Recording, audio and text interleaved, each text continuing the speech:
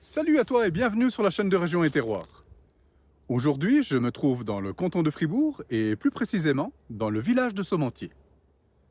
Je te propose d'aller à la rencontre de Max Castella, de l'entreprise Pépinière Castella, afin qu'il nous parle des aspects de son métier en tant que producteur et fournisseur de sapins.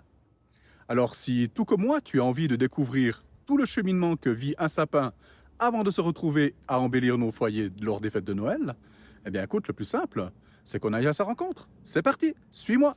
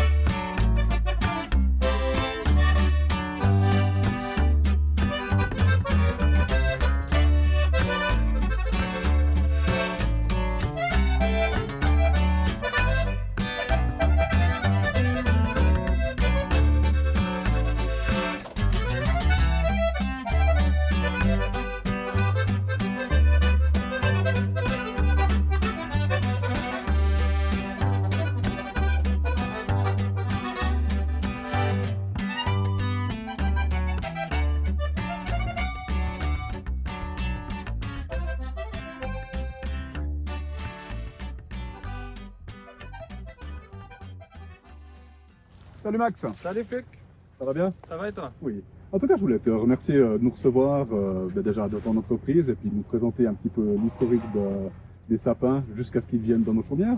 Mais avec plaisir, viens seulement. Alors, je te suis.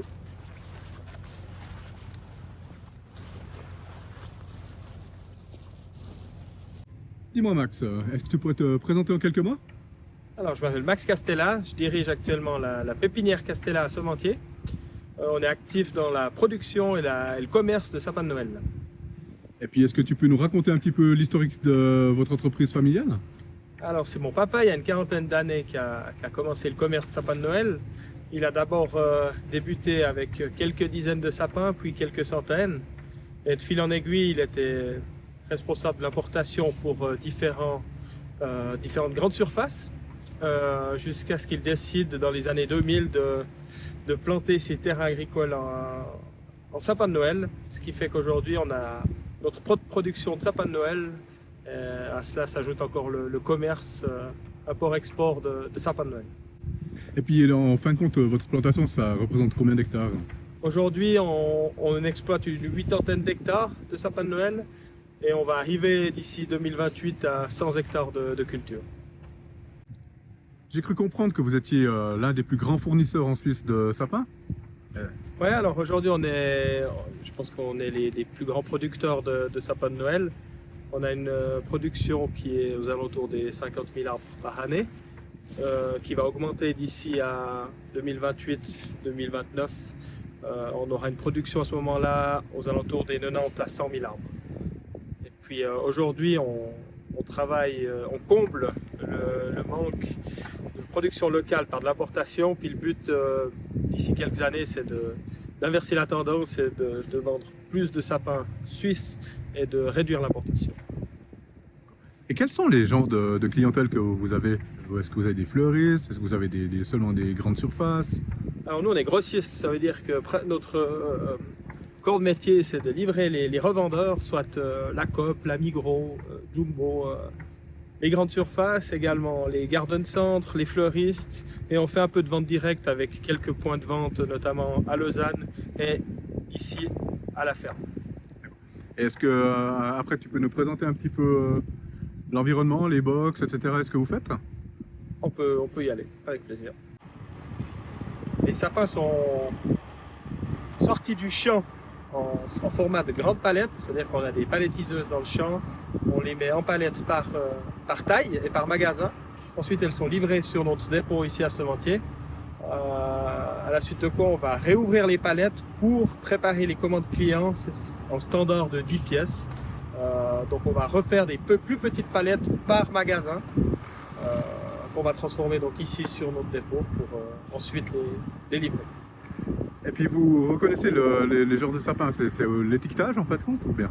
Voilà, alors au mois de juillet, août, on passe dans nos champs, on passe devant chaque sapin et on va sélectionner en fonction de la taille, de la qualité et de l'origine. Donc sur notre pépinière, on a principalement du Nordman, c'est le roi du sapin. C'est celui qu'on livre à plus de 90%. Autrement, on fait aussi un petit peu d'épicéa et de sapin bleu, mais c'est de plus en plus rare. Est-ce que tu peux nous expliquer la différence justement des couleurs des étiquettes? À quoi elles correspondent? Alors, la couleur de l'étiquette, elle correspond à la hauteur et à la qualité. Donc, par exemple, pour un magasin comme la COP, le bleu, ça correspond à la taille 125-150 cm de haut, qualité premier choix. Ouais. Le rouge, par exemple? C'est le 1 m, 1 m 25. Et puis après, j'ai vu qu'il y avait des autres, je crois, des vertes ou des bleus.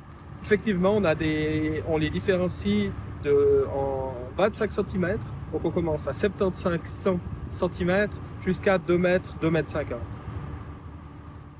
Alors, ça fait une grande variation de hauteur de sapin en fait. Effectivement, et puis à la suite, à quoi s'ajoute encore la différence de qualité.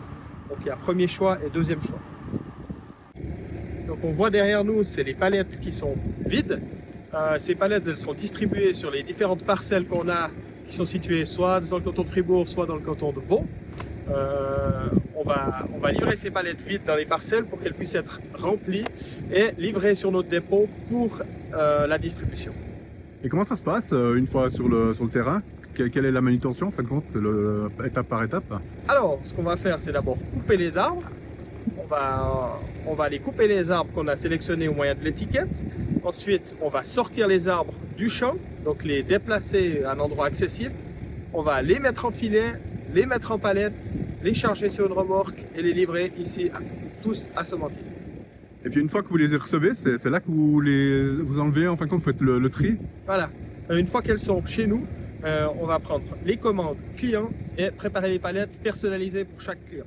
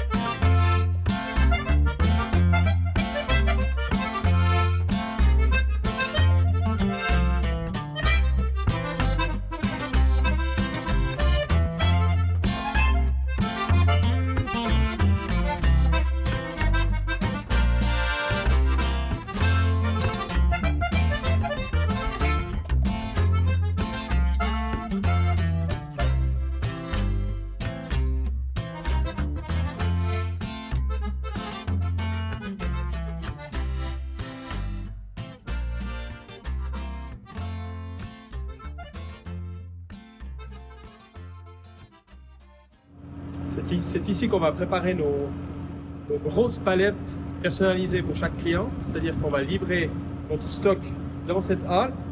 Les sapins seront ensuite chargés sur une nouvelle palette en fonction de la commande, soit 10 sapins d'1 mètre à 1,25 m, 10 sapins d'1 mètre 25 à 1,50 m, en fonction de la commande du magasin. Les sapins seront acheminés via un tapis pour faciliter le travail des ouvriers.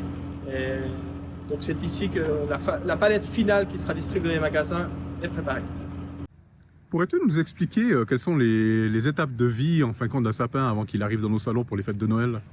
Alors nous on achète des sapins, ils ont entre 3 et 4 ans. Ils sont cultivés principalement au Danemark. Donc ils sont livrés chez nous, ils ont 3-4 ans, ils font entre 15 et 25 cm. À partir de ce moment-là, au mois de mars, on va les replanter sur un terrain qui est fraîchement labouré, hercé, propre et prêt à recevoir ces sapins. Ensuite, ils vont pousser sur nos sols entre 6 et 10 ans. Donc ils auront 6 à 10 ans de pousse chez nous en Suisse. Donc à partir de la 6e année, on va récolter jusqu'à environ la 10e année, soit des arbres de 2,50 m. Et puis ça, par rapport, quand tu dis 6 à 10 ans, ça veut dire quoi? Ça veut dire les variétés de sapins que tu nous as expliquées. Donc ceux qui sont un peu plus petits, par rapport aux 25 cm d'écart, c'est un peu ça ou bien? Alors, donc un sapin, ça pousse environ 20 cm par année. Ça veut dire que on va commencer à récolter dès que les arbres mesureront environ 80 cm. C'est là qu'on aura les premières ventes, donc à peu près à la 6e année. Donc les 5-6 premières années, il va grandir très lentement, puis ensuite ça va aller plus rapidement pour aller jusqu'à environ 2,50 m au bout de 10 ans. Et puis, est-ce que vous travaillez exclusivement pour la Suisse ou ça vous arrive aussi d'exporter vers d'autres pays? Non, alors nous on fait de l'importation, parce qu'on n'arrive pas à répondre à toute la demande en sapin suisse, mais de l'exportation on ne fait pas. C'est surtout des questions de coût. Comme on se l'imagine, la vie en Suisse est un peu plus chère qu'en Europe, ce qui fait qu'on se concentre sur le territoire suisse. Quel travail ça représente de s'occuper justement de ces épineux? Alors aujourd'hui sur l'exploitation, on travaille à l'année environ 6 personnes à 100%. Donc ça c'est une moyenne enfin pas une moyenne, c'est le minimum qu'on a toute l'année. Et puis autrement, on a 2 saisons importantes, c'est-à-dire depuis la plantation jusqu'au mois de juin, je dirais, où là on est plutôt 10 personnes. Et juste avant les fêtes de fin d'année, pendant le mois de novembre pour la récolte et la livraison des sapins, on passe à environ 20-30 personnes. Et puis par rapport, comment dire ça, à d'autres cultures, est-ce que le sapin il est beaucoup plus vulnérable aux maladies ou autres? Le Nordman, il est assez résistant, notamment au sec. On a de la chance. Cette année, justement, on a eu une année relativement sèche. Mais le sapin résiste plutôt bien. Le moment le plus risqué, c'est la première année parce qu'il a des petites racines qui ne se sont pas encore développées. Mais dès la 2e année, il va chercher profondément dans le sol. On a un terrain qui est lourd, qui a de l'eau, ce qui fait qu'il est peu fragile, je dirais. La seule chose qu'on doit faire attention, surtout c'est le puceron. Donc il faut le suivre et le cacher en le traiter parce qu'il peut faire beaucoup de dégâts aux arbres. Et puis maintenant, encore une question. Par rapport à lorsqu'on parle de monoculture, vous, qu'est-ce que vous faites? Parce que je pense que vous devez mettre aussi les terrains jachères de temps en temps. Alors, il n'y a pas de conditions, restrictions ou quoi que ce soit avec la culture de sapin de Noël. Ce qu'il faut dire, c'est que la culture de sapin de Noël, c'est une culture qui est très bonne pour la biodiversité. On a énormément de biodiversité dans nos terrains parce que la plupart du travail qu'on fait, on le fait à la main ou alors avec des petites machines qui ne tassent pas le sol. C'est une culture pérenne, ça veut dire que pendant 10 ans, la vie elle aura eu le temps de s'installer. On a énormément d'araignées, d'oiseaux, de lièvres qui se baladent dans nos parcelles parce qu'ils sont tranquilles et en sécurité. Ce qui fait que je suis assez certain que la production de sapin de Noël, elle promeut la biodiversité. En voyant le tronc qui a été coupé, je me posais justement la question, une fois que le sapin a été coupé, jusqu'au moment où il arrive chez nous, combien de temps est-ce qu'il, je ne sais pas si je peux dire ça comme ça, mais est-ce qu'il vit ou que les épines tombent? Ouais. Alors, nous on livre les sapins autour du fin novembre. Ça veut dire qu'on va commencer à couper déjà autour du 10 novembre pour les premières livraisons. Le sapin, s'il reste à l'extérieur au frais, il ne va pas bouger.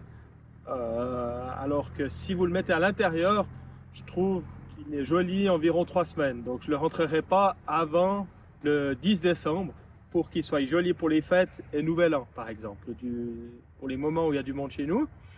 Sinon, s'il reste à l'extérieur, pour la petite anecdote, je me suis marié au mois d'avril.